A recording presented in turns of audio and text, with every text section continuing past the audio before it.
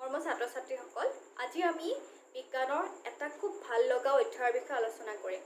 এতিয়া প্ৰথমতে তোমালোকে ভাবাচোন, আমি যে দিনটো কামবোৰ কৰিবলৈ বিভিন্ন ধৰণৰ কামবোৰ কৰিবলৈ শক্তি পাওঁ, সেই শক্তি ক'ৰ পৰা পাওঁ?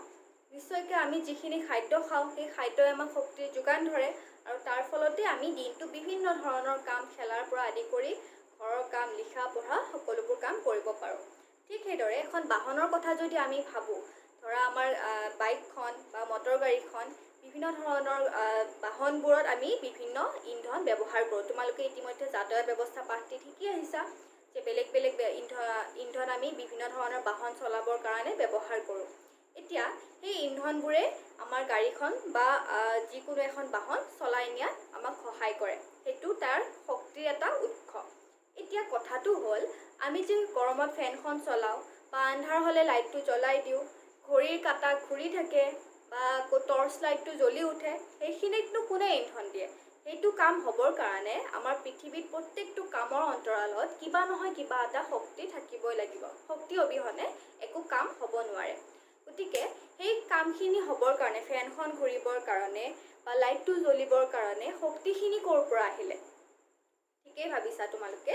আমি এই কামবোৰ কিহৰ সহায়ত কৰোঁ? বিদ্যুতৰ সহায়ত কৰিব পাৰোঁ। আমাৰ বিদ্যুতৰ সহায়ত আমি ফেন চলাওঁ, ফ্ৰিজ চলাওঁ, AC বা আমাৰ ঘড়ীৰ যিটো কাঁটাডাল ঘূৰে সেইডালো আমাৰ বিদ্যুতৰ বাবেই হয়। আকৌ আমাৰ টৰ্চ লাইটটো বিদ্যুতৰ সহায়তেই জ্বলে। গতিকে বৰ্তমান সময়ত আমি এনেকুৱা এটা অৱস্থাত আহি পৰিছোঁ যে বিদ্যুৎ অবিহনে আমি আমাৰ জীৱনটো কল্পনাই কৰিব নোৱাৰোঁ। কিয়নো মোবাইলটোৰ পৰা আৰম্ভ কৰি লেপটপ আদি বিভিন্ন কামত আমি ৰাতিপুৱা শুই উঠাৰ পৰা ৰাতি শোৱালৈকে আমি বিদ্যুৎ ব্যৱহাৰ কৰোঁ। এদিন যদি কিবা কাৰণত ঘৰত বিদ্যুৎ নাথাকে, তেতিয়াহ'লে আমাৰ চলাটো একদম বহুত কষ্টকৰ হৈ পৰে, নহয়নে? তোমালোকৰ প্ৰত্যেকৰে হয়তো এই অভিজ্ঞতা আছে। এতিয়া আমি গম পালোঁ যে বিদ্যুৎ আমি কেনেকুৱা ধৰণৰ কামত ব্যৱহাৰ কৰোঁ বা কিমান কামত ব্যৱহাৰ কৰিব পাৰোঁ, ইয়াৰ কিমান বহুল ব্যৱহাৰ আছে। কিন্তু কথাটো হ'ল, এই বিদ্যুৎ আমি ক'ৰ পৰা পাওঁ? গতিকে প্ৰথমতে আমি শিকিব লাগিব যে বিদ্যুৎ ক'ৰ পৰা পাওঁ। গতিকে অকণমান তোমালোকে এতিয়া গম পাইছা বা আভাস পাইছা যে তোমালোকে আজি আমি পাঠটো পঢ়িব লগা পাঠটিৰ নাম হৈছে বিদ্যুৎ। আমি বিদ্যুতৰ বিষয়ে আলোচনা কৰিম। এতিয়া বিদ্যুতৰ ব্যৱহাৰ আমি গম পালোঁ। আমাক লাগে বিদ্যুৎখিনি আমি ক'ৰ পৰা পাওঁ, ক'ৰ পৰানো আহিল? আমি লাইটটো জ্বলাবৰ কাৰণে যেতিয়া ছুইচটো অন কৰিলোঁ, সেই বিদ্যুৎখিনি ক'ৰ পৰা আহিলে? তোমালোকে আটাইয়ে জানা, আমি ঘৰত ফেনখন চলাবৰ কাৰণে বা লাইটটো জ্বলাই দিবৰ কাৰণে কি ব্যৱহাৰ কৰোঁ? ছুইচটো ব্যৱহাৰ কৰোঁ। ছুইচটো আমি অন কৰি দিলে লাইটটো জ্বলি উঠে বা ফেনখন চলিবলৈ আৰম্ভ কৰে, হয়নে? বা টৰ্চৰ ক্ষেত্ৰত আমি টৰ্চত এটা বুটাম থাকে, সেই বুটামটো আমি দবাই দিলে টৰ্চ লাইটটো জ্বলি উঠে, আকৌ উঠাই দিলে সেইটো নুমাই যায়। বা কেতিয়াবা টৰ্চ লাইটত আগুৱাই নিয়া, পিছুৱাই নিয়া আমাৰ ছুইচো থাকে। বিভিন্ন ধৰণৰ ছুইচ ব্যৱহাৰ কৰা হয়। গতিকে সেই ছুইচত যদি আমি অন কৰি দিওঁ, তেতিয়া সেই বিদ্যুৎ চালিত বস্তুবোৰে কাম কৰে। আকৌ বন্ধ কৰি দিলে সেই কামখিনি বন্ধ হৈ যায়। তাৰমানে আমি গম পালোঁ যে আমি ছুইচৰ সহায়ত সেইটো অন অফ কৰি তাৰ পৰা বিদ্যুৎ ব্যৱহাৰ কৰোঁ। সেইখিনি আমি এতিয়া এই যে ফেনখন বা লাইটটো, সকলোবোৰ তাঁৰৰ সহায়ত ঘৰত আমাৰ এইখন বৰ্ডৰ লগত সংযোগ কৰা থাকে, নহয়নে? য'ত আমাৰ ছুইচবোৰ থাকে তাক আমি অন অফ কৰিব পাৰোঁ। সেই গোটেইখিনি সংযোগ আকৌ ঘৰটোৰ এটা মেইন ছুইচৰ লগত সংযোগ কৰা থাকে। চাবা, এটা মূল ছুইচ থাকে ঘৰটোত। যেতিয়া সেই গোটেই এটা ছুইচ বন্ধ কৰি দিয়া হয়, তেতিয়া গোটেই ঘৰখনৰ বিদ্যুৎখিনিয়ে বন্ধ হৈ পৰে, বিদ্যুৎ প্ৰবাহ বন্ধ হৈ পৰে। সেইটোক আমি মেইন ছুইচ বুলি কওঁ। আৰু সেই মেইন ছুইচটো ক'ত থাকে? তোমালোকে ৰাস্তাত ডাঙৰ ডাঙৰ খুঁটাবোৰত দেখিছা, তাঁৰবোৰ ওলমি থকা, ৰাস্তাৰ কাষে কাষে যে তাঁৰবোৰ থাকে, ক'লা ক'লা তাঁৰবোৰ, সেইবোৰে আচলতে আমাক বিদ্যুতৰ যোগান ধৰে। বিদ্যুৎ আহি থাকে। এতিয়া সেই বিদ্যুৎবোৰো ক'ৰ পৰা আহিলে? প্ৰথমতে আহিলে আমাৰ ঘৰৰ বিভিন্ন বস্তুবোৰ এটা মেইন ছুইচৰ লগত সংযোগ থাকে। সেই মেইন ছুইচটো আকৌ বিভিন্ন যিমানবিলাক খুঁটা থাকে, বিদ্যুৎ পৰিবাহী বিদ্যুৎ যোগানৰ খুঁটা থাকে, তাত সংযোগ কৰা থাকে।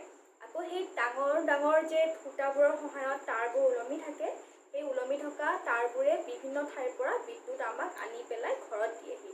প্ৰত্যেকখন ৰাজ্যতে আমাৰ এনেকুৱা বিভিন্ন ধৰণৰ বিদ্যুৎ যোগান ধৰা কেন্দ্ৰ থাকে।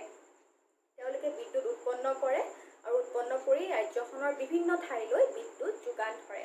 আৰু সেই যোগান ধৰা বিদ্যুৎৰ সহায়তে আমি আমাৰ ঘৰত দৈনন্দিন বিভিন্ন ধৰণৰ কামত বিদ্যুৎ ব্যৱহাৰ কৰিব পাৰোঁ। বুজি পালা এতিয়া?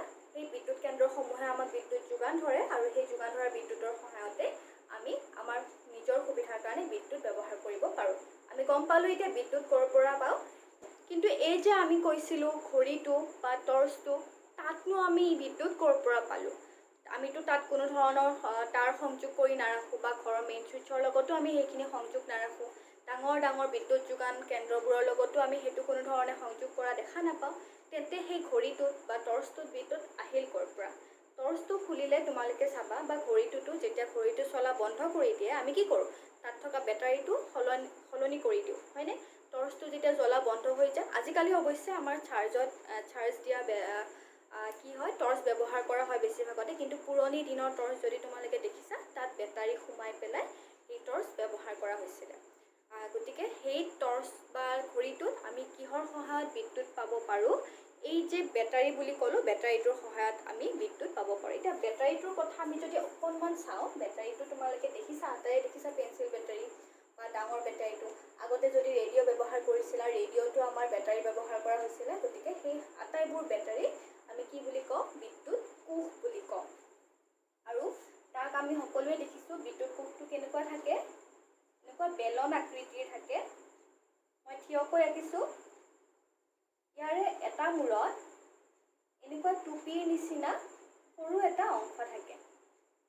এই টুপিটো ধাতুৰে নিৰ্মিত। ধাতুৰে নিৰ্মিত টুপি। ইয়াতে এই যে দেখিছা এইটো অকণ সৰু এটা অংশ থাকে ধাতুৰে নিৰ্মিত টুপি। আৰু ইয়াতে আমাৰ কি লিখা থাকে? এটা যোগ চিন থাকে।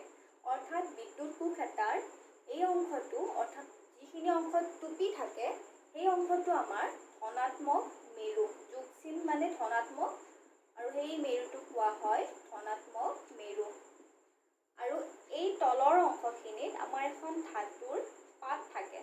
দুয়োটা ধাতুৰে নিৰ্মিত, টুপিটোও ধাতুৰে নিৰ্মিত আৰু পাতখনো ধাতুৰে নিৰ্মিত। ঢাকনি। আৰু ঢাকনিখনৰ এই অংশটো হ'ল ঋণাত্মক। ইয়াতে নিগেটিভ এডাল চিন থাকে আৰু এই অংশটোক কোৱা হয় ঋণাত্মক মেৰু। এই ধনাত্মক আৰু ঋণাত্মক মেৰু থাকে এই বিদ্যুৎ কোষ এটা। এইটো আমি বিদ্যুৎ কোষ।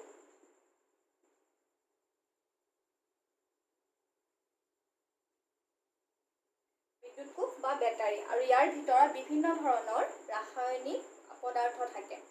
এই যে বেটাৰী এটাৰ সহায়ত আমি ঘড়ীটো চলাওঁ, কিছুদিন পিছত সি বন্ধ হৈ যায়। টৰ্চটো ব্যৱহাৰ কৰিলোঁ, টৰ্চটো কিছুদিন চলি পেলাই পিছত নজ্বলা হৈ যায়। কিহৰ কাৰণে হয়? কাৰণ তাত যিখিনি ৰাসায়নিক পদাৰ্থ থাকে বুলি ক'লোঁ, সেই ৰাসায়নিক পদাৰ্থখিনিৰ মাজত বিক্ৰিয়া ঘটি পেলাই সি কিছুদিনলৈ সেই কামখিনি চলাই থাকে। ঘড়ীটো কটাডাল ঘূৰাই থাকিব বা টৰ্চ লাইটটো জ্বলাই থাকিব, টৰ্চৰ যিটো বাল্ব থাকে সেই বাল্বটো জ্বলাই থাকিব। কিন্তু সেই ৰাসায়নিক পদাৰ্থসমূহ কিছুদিন বিক্ৰিয়া ঘটাৰ পিছত শেষ হৈ যায়, আৰু শেষ হোৱাৰ ফলত এই বেটাৰীটোৱে কাম কৰা বন্ধ কৰি দিয়ে। তেতিয়া আমি সেই বেটাৰীটো সলাই পেলাই বা বিদ্যুৎ কোষ, ইয়াক বৈদ্যুতিক কোষ বুলিও কোৱা হয়, এই বৈদ্যুতিক কোষটো সলাই আমি নতুন এটা লগাই দিলে আকৌ কামটো ধুনীয়াকৈ চলি থাকে। গতিকে এই বেটাৰীটোৰ সহায়ত আমি বিদ্যুৎ কিহত যোগান ধৰিব পাৰোঁ? বিভিন্ন ধৰণৰ ধৰা ঘড়ী, টৰ্চ ইত্যাদিত বিদ্যুৎ যোগান ধৰিব পাৰোঁ। যেনেকৈ ঠিক একে নিচিনাকৈ সেই একেই বিদ্যুৎ যি আমি ফেন চলাবৰ কাৰণে, লাইট চলাবৰ কাৰণে ব্যৱহাৰ কৰোঁ, এই ঘড়ীটোতো আমি এই বিদ্যুৎ কোষৰ সহায়ত বিদ্যুৎ যোগান ধৰিব পাৰোঁ। মাত্ৰ তাৰ মানৰ কিছু তাৰতম্য থাকে। যিমানখিনি বিদ্যুৎ আমি ঘড়ী এটা চলাবৰ কাৰণে ব্যৱহাৰ কৰোঁ, সিমানখিনি বিদ্যুৎ আমি ফেন এখন চলাবৰ কাৰণে ব্যৱহাৰ কৰিব নোৱাৰোঁ। ফেন এখনৰ কাৰণে বেছি পৰিমাণে বিদ্যুতৰ